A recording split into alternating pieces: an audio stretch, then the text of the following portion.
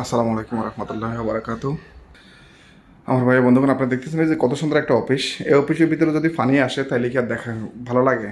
তো এই যে দেখুন, এসিটার মধ্যে এখানে পানি আসতো, পানি আসার কারণে এসিটা বন্ধ করে ফেলা গেছে।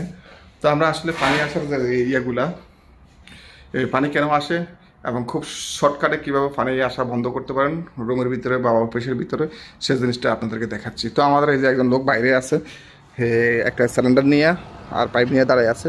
তো ওকে আবি মারো उसको। এ দেখেন এখানে এ হাওয়া দিয়ে প্রেশার দিতেছে, হাওয়া দিয়ে প্রেশার দিতেছে। হ্যাঁ, এই দেখছেন কি সুন্দর আওয়াজ আসতেছে।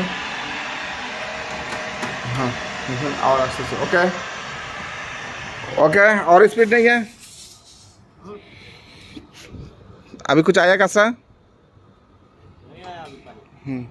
তো এই যে দেখুন আমরা এখন এখান দিয়ে আর থোড়া মারো এইভাবে। এটার ইয়েটা আমাদের যেহেতু এখানে এই যে দেখুন আওয়াজ আসতেছে, শুনতেছেন কিনা আপনারা? এই দেখুন পানি আসতেছে, এখন হাওয়া মারার সাথে সাথে পানি আসতেছে। তো আচ্ছা ওকে, তো এই যে পুরো পানি পানি।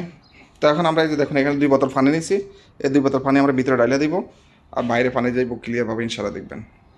সাথেই থাকুন।